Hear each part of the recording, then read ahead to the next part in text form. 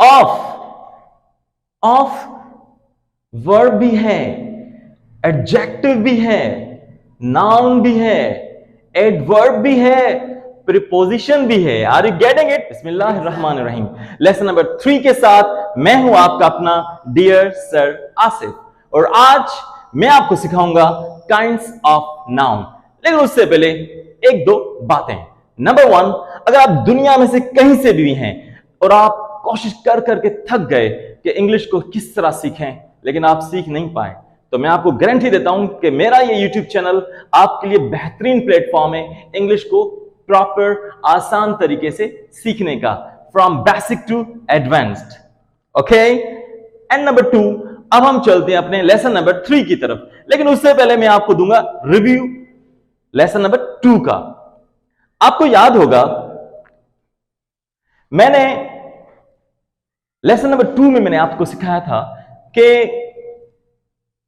Noun को पहचानने के 3 तरीके होते हैं। लेसन नंबर 2 में हमने 2 तो सीखे थे। एक तो था यूज ऑफ सेंसेस, सेंसेस की हेल्प से हम नाउन को पहचानते हैं। नंबर 2, जिन लफ्जों के आखिर में ये निशानियां होती हैं, मैंने पिछले लेसन में आपको सिखाया था, तो वो नाउन्स होते हैं। फिर मैंने आपसे यह भी कहा था कि there are exceptions, there are exceptions, यानी कि कभी कभी रूल्स टूट भी जाते हैं। जैसे कि अगर लफ्जों के आखिर में ये सिंबल्स, ये लेटर्स होते हैं, हरूफ होते हैं, तो वो नाउन्स होते हैं। लेकिन अगर कुछ कुछ जगहों पर, कुछ कुछ लफ्जों में ये निशानियां होती हैं, ये सिंबल्स होते हैं, लेकिन फिर भी वो नाउन्स नहीं होते। मिसाल के तौर पर ये देखिए, इन वर्ड्स के आखिर में वो सिंबल्स हैं जो नाउन्स में होती हैं, लेकिन जैसे मैंने आपसे कहा देयर आर एक्सेप्शंस, कभी कभार रूल्स टूट जाते हैं। ये देखिए, सैंक्शन यानी मंजूर करना, अप्रूव, मंजूर करना, इसके आखिर में TION है, लेकिन ये वर्ब है। कमेंट, जिन लफ्जों के आखिर में MENT होता है, दे आर मोस्टली नाउन्स, जैसे कि government, department, commitment, astonishment, okay, improvement. लेकिन कमेंट ये नाउन भी है, इट्स ओके, लेकिन ये वर्ब भी है। और आप प्लीज मेरे चैनल को कमेंट किया करें, लाइक किया करें और सब्सक्राइब किया करें, और नीचे बेल आइकन को क्लिक भी करें। Thank you so much.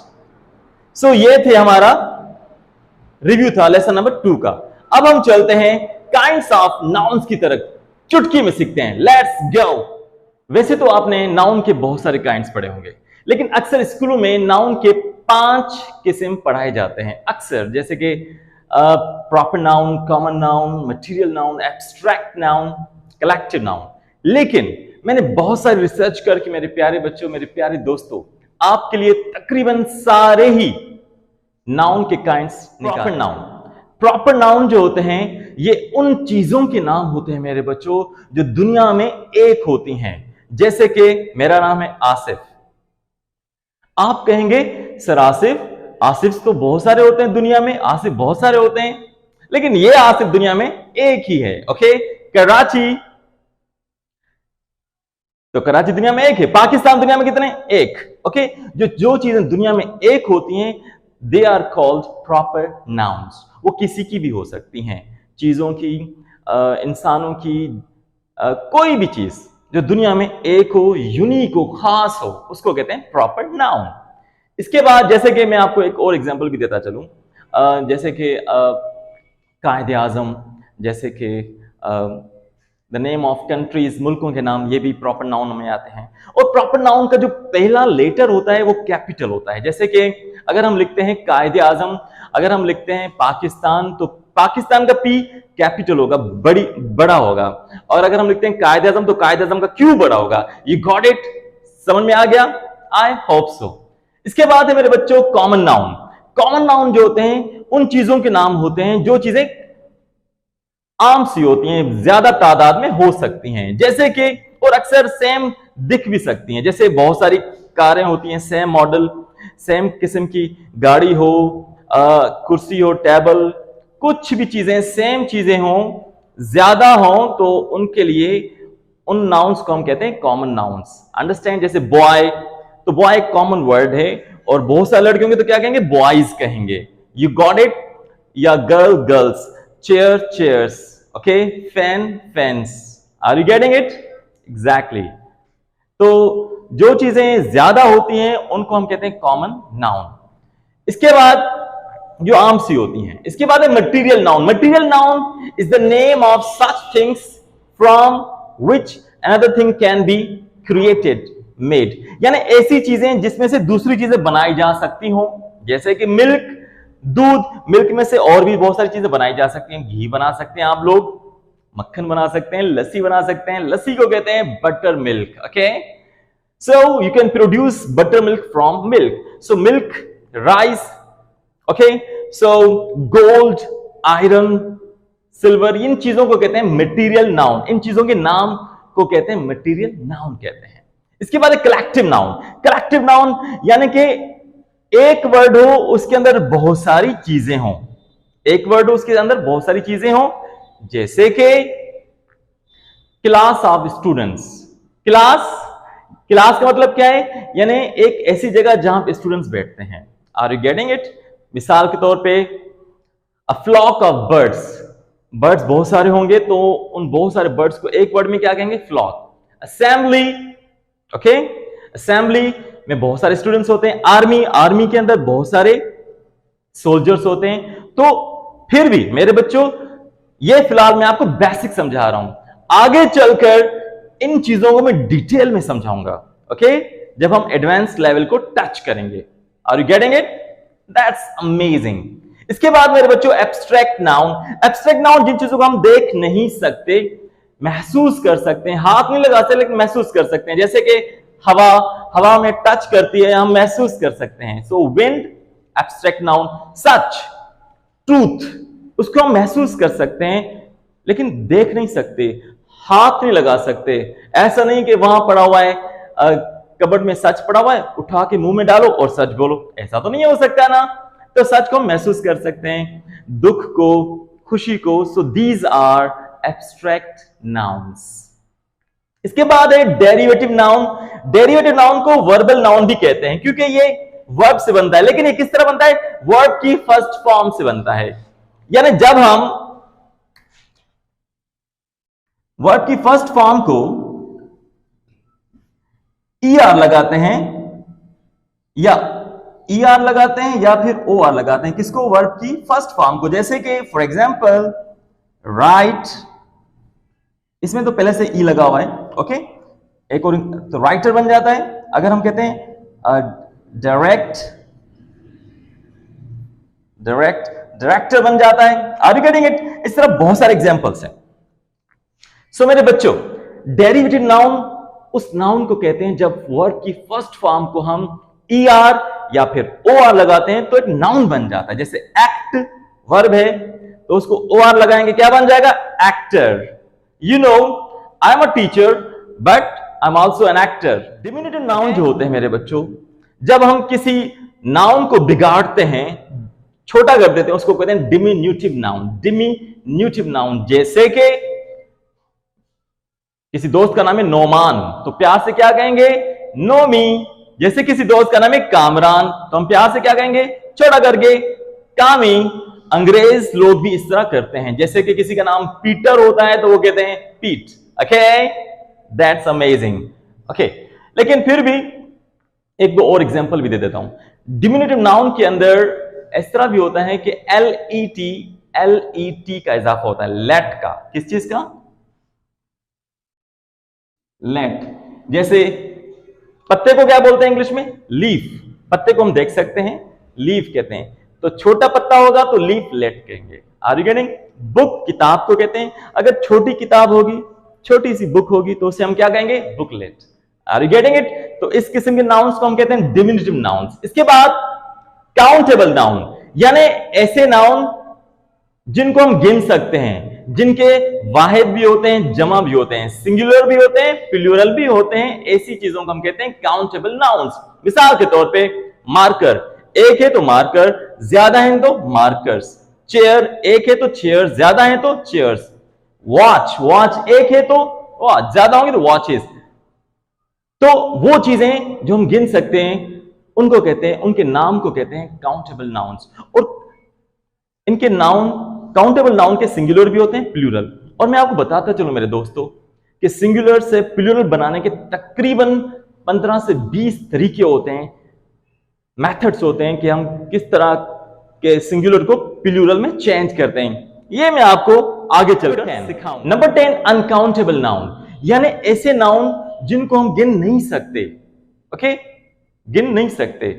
जैसे कि हेयर, एक बाल हो उसको भी हेयर कहते हैं, ज्यादा हो, सब हो तो उसको भी हेयर कहते हैं। Are you getting it? Rice, चावल को कहते हैं राइस। तो ऐसा थोड़ी ना होता है कि हम ज्यादा होंगे तो राइसिस कहेंगे, नो नो नो।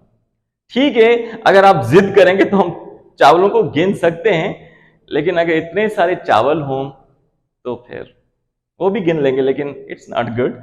इंग्लिश में राइस सिंगुलर भी है और प्लूरल भी है। Are you getting it? इसके बाद जैसे मिल्क, दूध इतना हो, चाय इतना हो, उसको आप क्या कहेंगे? Uncountable noun.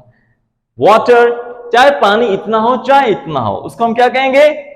Uncountable noun. Are you getting it? That's amazing. इसके बाद मेरे दोस्तों, कॉन्क्रीट नाउन। कॉन्क्रीट नाउन ऐसी चीज जिसको हम देख भी सकते हैं, हाथ भी लगा सकते हैं। Are you getting it? Okay, जैसे कि table, chair, okay, building, okay, जैसे कि beach, okay, are you getting it? जैसे कि just like you know mountain, उसको देख सकते हैं, हाथ लगा सकते हैं। ओके, कोई भी ठोस चीज, ओके, मजबूत चीज, वॉल, वॉल को हम देख सकते हैं, दीवार को हाथ लगा सकते हैं। अच्छा, ये व्हाइट बोर्ड, ये इसको भी आप कॉन्क्रीट नाउन। रुक जाएं, रुक जाएं, आप तो सोच रहे होंगे कि सर आसिफ ने कहा कि व्हाइट बोर्ड तो कॉमन नाउन है, लेकिन अभी सर ने कहा कि ये कॉन्क्रीट नाउन भी है। देखें मेरे बच्चों, मेरे दोस्तों, जैसे कि मैं हूं आसिफ, ओके, मैं क्या हूं? आसिफ। मैं एक हूं, लेकिन मैं डिफरेंट काम कर सकता हूं। मैं टीचर हूं, मैं सिंगर हूं, मैं एक्टर हूं, मैं एम्ब्रॉयडर हूं, मैं पोएट हूं, मैं पॉटर हूं। Yes, I am. ओके, तो इसी तरीके से अंग्रेजी में भी जब आप सीखते जाएंगे तो आपको पता चलता जाएगा मेरे दोस्तों कि कभी कभी कुछ वर्ड्स ऐसे होते हैं, वो नाउन भी होते हैं, वो एडजेक्टिव भी होते हैं, वो वर्ब भी होते हैं, वो प्रीपोजिशन भी होते हैं। Are you getting it? वो एडवर्ब भी होते हैं। ओके, लाजिम नहीं है।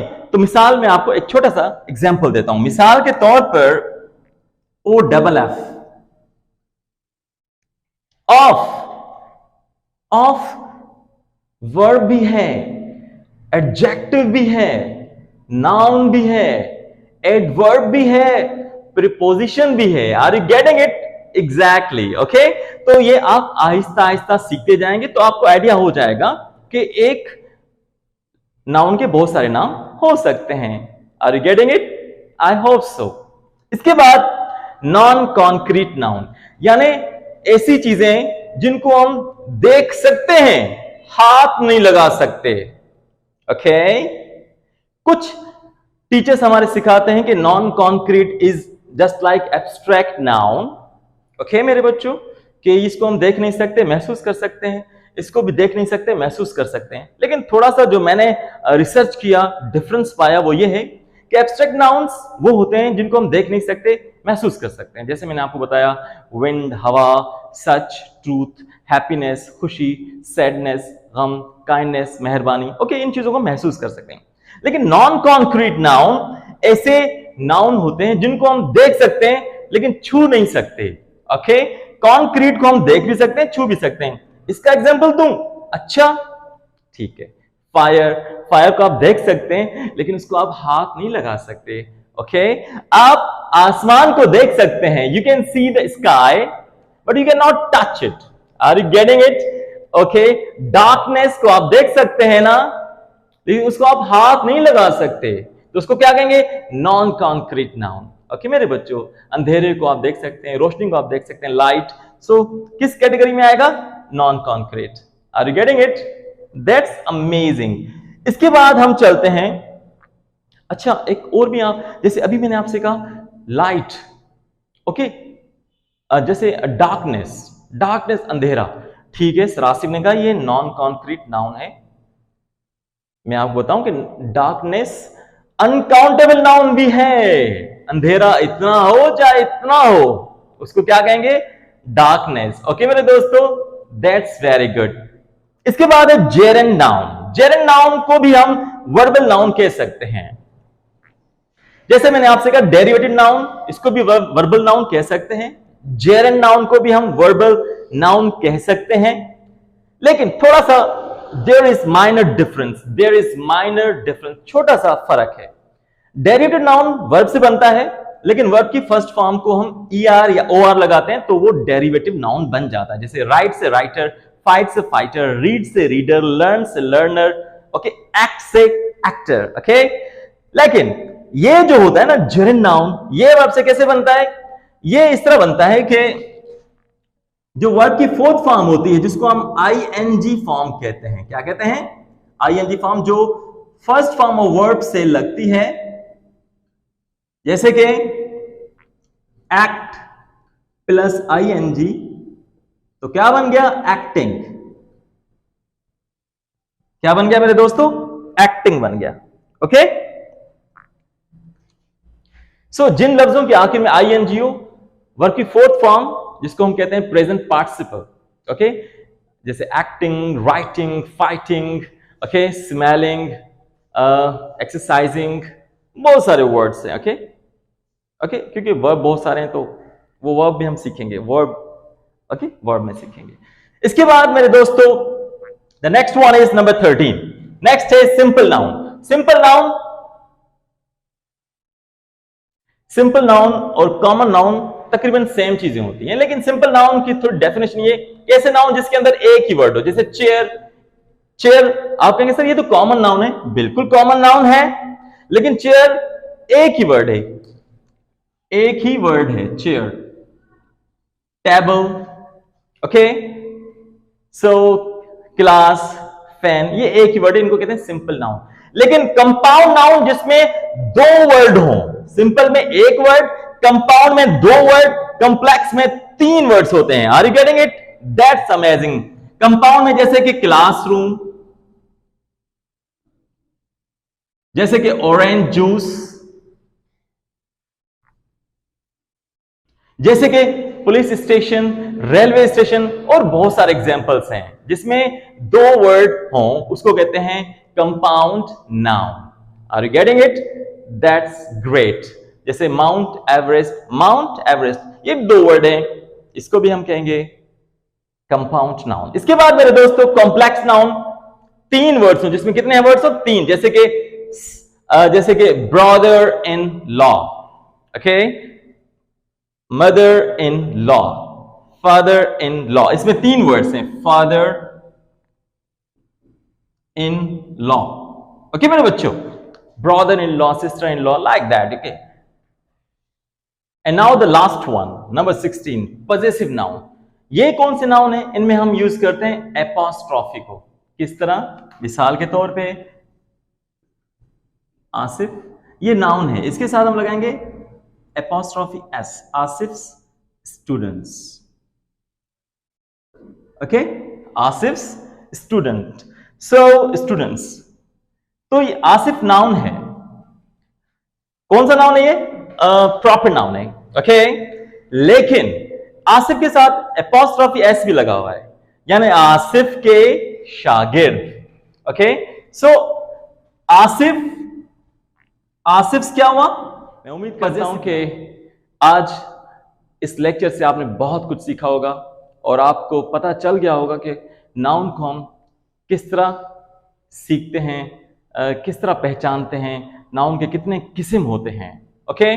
और अब मिलते हैं हम लेसन नंबर 4 में, लेकिन उससे पहले एक और बात, आपको चाहिए अपने बुजुर्गों की इज्जत करें, क्योंकि आज वो बुजुर्ग हैं, एक दिन हम भी बूढ़े होंगे, बुजुर्ग बन जाएंगे। अगर हम अपने बुजुर्गों की, अपने चाहे पराए बुजुर्ग हों, उनकी हमें खिदमत और इज्जत करनी चाहिए, ताकि जब हम बुजुर्ग बनेंगे तो आने वाली नस्ल हमारी इज्जत करे। और प्लीज मेरे चैनल को सब्सक्राइब करें, लाइक करें, कमेंट करें, शेयर करें और बेल आइकन को क्लिक करें। अल्लाह हाफिज, bye bye, tata, see you.